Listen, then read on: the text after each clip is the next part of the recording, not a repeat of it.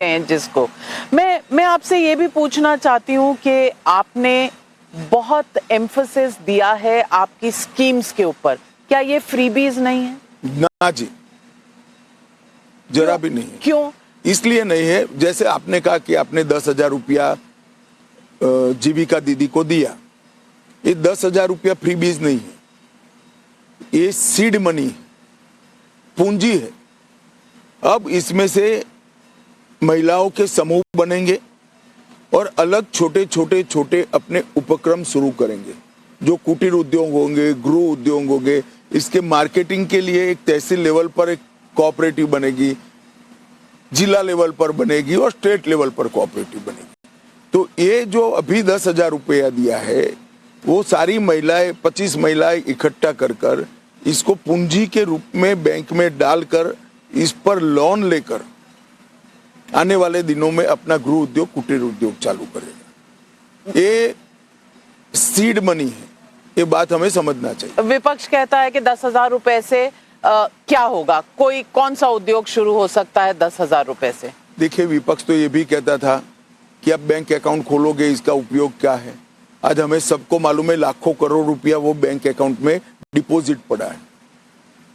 गरीब के घर को बचत करने की आदत पड़ी, अलमारी में जो पैसा सूद बगैर पड़ा रहता था वो आज बैंक में गया है, उसको कुछ तो सूद मिल रहा है। विपक्ष इस देश का डिनायल मोड में आज है, कुछ अच्छा उनको पसंद नहीं आता है। अगर हम ऑपरेशन सिंदूर करते हैं तो भी वक्र दृष्टि से देखते हैं। अगर चुनाव आयोग SIR कर अवैध मतदाताओं को हटाता है तो भी उनको उसमें पॉलिटिक्स दिखती है। वो चुनाव जीतते हैं तो चुनाव आयोग बहुत अच्छा है, टप से शपथ ले लेते हैं, और हार जाते ही पूरा विपक्ष रैली निकालकर चुनाव आयोग के सामने मोर्चा कर। नाविका जी, हम भी बहुत चुनाव हारे हैं, हमने कभी चुनाव आयोग की साख पर क्वेश्चन नहीं खड़े किए।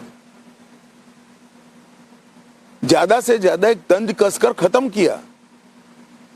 लेकिन आज तो कोर्ट भी गए हैं, तमिलनाडु की सरकार गई है कोर्ट और चैलेंज किया है उन्होंने जो 12 राज्यों में आपने किया है। बंगाल ने कहा है हाथ पैर तोड़ देंगे। आपको लगता है कि ये SIR एक्सरसाइज चुनाव से पहले जिन राज्यों में चुनाव है वहां होनी चाहिए? देखिए, SIR सिर्फ चुनावी राज्यों में नहीं हो रहा है, 2 चरण में हो रहा है। जहां चुनाव 2025 और 26 में है वहां पर अभी हो रहा है, 26 में है वहां पर अभी हो रहा है, और 27 में जिन राज्यों में चुनाव नहीं है 27 में वहां पर होगा। SIR एक रूटीन प्रक्रिया है जो 1955 से लेकर अब तक 11 बार हुई, कि जिन लोगों ने स्वीकार कर दिया हम हमारे देश के नागरिक नहीं है, वो लोग आए ही नहीं।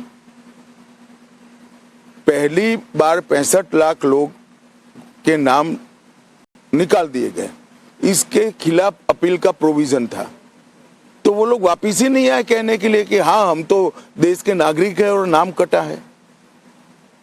तो ये 65 लाख लोग एग्जिस्ट करते हैं, इनका सब आगे क्या होगा? कुछ लोग मृत्यु जिनका हुआ है वो भी कटे हैं, कुछ यहाँ से बाहर गए हैं उनका भी कटे हैं, कुछ एक ही मतदाता का देश में 2 जगह नाम थे वो भी कटे हैं, और कुछ विदेशी नागरिक थे जिन्होंने क्लेम छोड़ दिया। आपने उनको चिन्हित कर लिया? हम चिन्हित ना करें, चुनाव आयोग ने चिन्हित किया है। पर चुनाव आयोग का तो काम ही नहीं है कि कोई फॉरेनर है या घुसपैठिया है वो चिन्हित करने का, ये तो सुप्रीम कोर्ट ने तय किया। ऐसा नहीं है भाई, सुप्रीम कोर्ट ने ऐसा नहीं किया है। चुनाव आयोग का काम फ्री एंड फेयर इलेक्शन कराने का है। मतदाता सूची में वही लोग आए जो इस देश के नागरिक हैं और 18 साल से ज्यादा आयु वाले हैं, वही लोग आए। ये चुनाव आयोग का काम है और संविधान के आर्टिकल से जिम्मेदारी उन पर आती है। लेकिन जो भारत के नागरिक नहीं है जो इस लिस्ट में है, उनका आगे क्या होगा ये तो गृह मंत्रालय बताएगा। नहीं, गृह मंत्रालय करेगा तब आपको बताएगा भी। आप क्यों चिंता अभी इसकी प्रक्रिया शुरू नहीं? ये इंटरव्यू को पॉपुलर करने के लिए नहीं कह सकता मैं देश का गृह मंत्री हूं, और जो प्रक्रिया होगी अफसरों के साथ चर्चा होकर, बाकी सब लोगों की चर्चा होकर सुनिश्चित रूप से हम करेंगे। मैं आपसे पूछना ये भी चाहती हूँ कि आप बार बार रैलियों में लालू एंड कंपनी कहते हैं, तेजस्वी की कोई बात नहीं करते डायरेक्टली। कोई खास फॉर्मूला है इस बात का? नहीं, कोई फॉर्मूला नहीं है। देखिए, लालू जी बिहार में एक विशिष्ट प्रकार की पॉलिटिक्स को विचारधारा के रूप में एस्टैब्लिश किए और तेजस्वी जी इसी के संवाहक है। इसलिए मैं जब लालू एंड कंपनी कहता हूं तब तेजस्वी आ ही जाते हैं। पर लालू तो चुनाव नहीं लड़ आप बिहारी नहीं हो ना, बिहार के मतदाता अच्छे से समझते हैं मेरी बात को। मैं बिल्कुल बिहारी हूँ, बिहार में पली बड़ी है हम, मगर जन्मी नहीं है। बंगाल में जन्मी हूँ आप कहेंगे, मैं बंगाल भी नहीं समझ रही। लेकिन आपने कहा तेजस्वी जीतेंगे तो 3 नए मंत्रालय बनाएंगे, 3 नए मंत्री बनेंगे, अपहरण, रंगदारी और हत्या। लेकिन अगर लॉ एंड ऑर्डर की बात करूं तो हाल ही में कुछ ऐसे इंसिडेंट्स हुए हैं बिहार में जहां ये सवाल आपकी एनडीए सरकार से भी पूछा जा सकता है। देखिए, अभी जो इंसिडेंट हुए हैं उस पर ये सवाल एनडीए सरकार को जरूर पूछना चाहिए कि जिन लोगों पर इंसिडेंट के आरोप हैं वो अगर मुख्यमंत्री के साले हो तो, या मुख्यमंत्री के घर पर आश्रय ले ले, प्रशय ले ले और पूरी कानूनी प्रक्रिया आंख मूंद कर बैठ जाए। यहाँ अरेस्ट भी हुई है, अरेस्ट कर जेल में डाल दिए गए हैं। घटनाएं तो पूरे देश में होती है, मगर शासन का काम है कि घटना में जो आरोपी है उसको आश्रय नहीं देना, इसको छिपाना नहीं, कठोरता के साथ कदम उठाना, जो एनडीए सरकार कर रही है। आनंद सिंह को टिकट देना, इतना क्रिमिनल रिकॉर्ड होने के बावजूद, क्या ये एग्जाम्पल सेट करता है सुशासन का?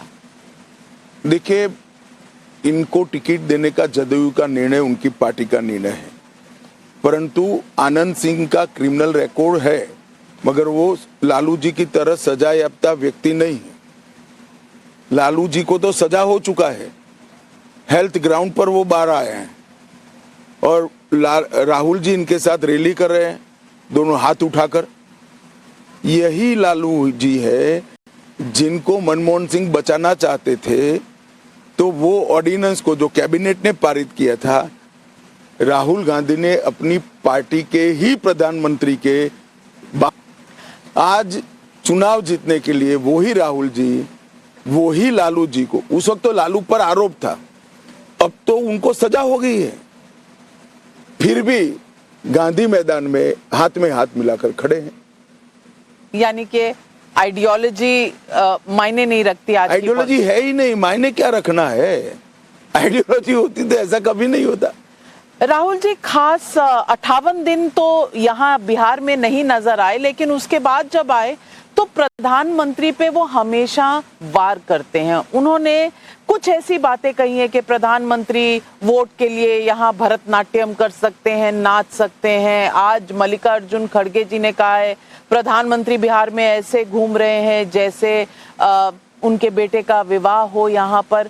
ये इस तरह का जो स्तर है बातचीत का चुनाव के दौरान, इसके बारे में आप क्या कहेंगे? देखिए नाविका जी, इस देश में जब मनमोहन सिंह जी प्रधानमंत्री बने तब देश को एक ऐसे प्रधानमंत्री मिले जो प्रचार नहीं कर सकते थे, जनता में जाकर अपनी पार्टी की बात, अपनी बात, अपने प्रत्याशी की बात नहीं कह सकते थे।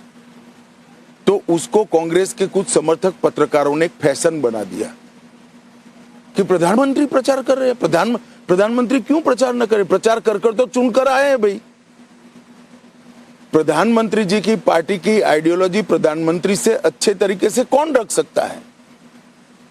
जिस सरकार का नेतृत्व तो प्रधानमंत्री करे, उस सरकार के कामों को अच्छे तरीके से और फ्यूचर रोड मैप को अच्छे तरीके से प्रधानमंत्री से ज्यादा कौन रख सकता है?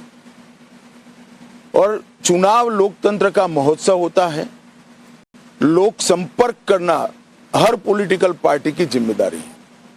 अब कांग्रेस को उसमें तकलीफ है, इसलिए कांग्रेस इस तरह की स्तर बगर की बात करती है। मगर मैं राहुल जी और खड़गे जी को, दोनों को, मुझसे मांगा नहीं है, फिर भी एक मैं सलाह देना चाहता हूं कि जितने चुनाव में मोदी जी के लिए अभद्र भाषाओं का प्रयोग, अभद्र वाक्यों का प्रयोग उनकी माताजी से लेकर मणिशंकर अय्यर ने किया है, हर बार देश की जनता ने भाषा के गंदे दलदल के उपयोग में कमल को बहुत अच्छे तरीके से खिलाया है और इस बार भी यही होगा।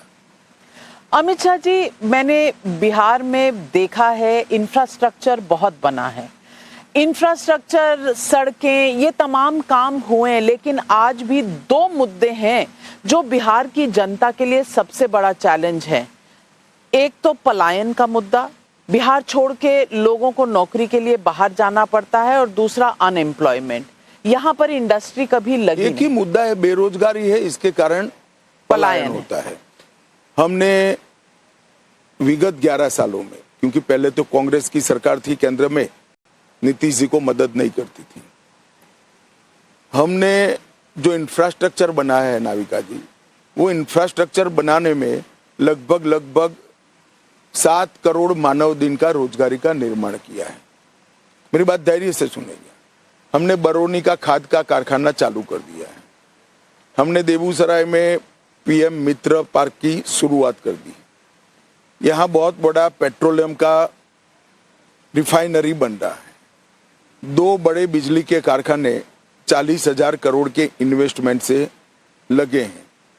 और हमारा घोषणा पत्र आप उठाकर देख लीजिए, हमने ढेर सारा कुटीर उद्योग, एमएसएमई और बड़ी इंडस्ट्री के लिए एक मजबूत रोड मैप डाला है। इंडस्ट्री तभी आ सकती है जब यहाँ पर इंफ्रास्ट्रक्चर हो, जब यहाँ पर कानून और व्यवस्था का काम अच्छे से हुआ हो। बिजली ही नहीं है तो इंडस्ट्री कहाँ से आएगी? ये 20 साल में नीतीश जी ने कानून और व्यवस्था को चुस्त दुरुस्त किया है और 11 साल में डबल इंजन की सरकार का उपयोग कर मोदी जी ने इंफ्रास्ट्रक्चर को ठीक करा है। तो इंडस्ट्रियलाइजेशन की शुरुआत हमारी हो चुकी है। आने वाले दिनों में ये इंफ्रास्ट्रक्चर का उपयोग कर बिजली का उपयोग कर और अच्छी कानून और व्यवस्था की बदौलत वो द्रुत गति से आगे बढ़ेगी।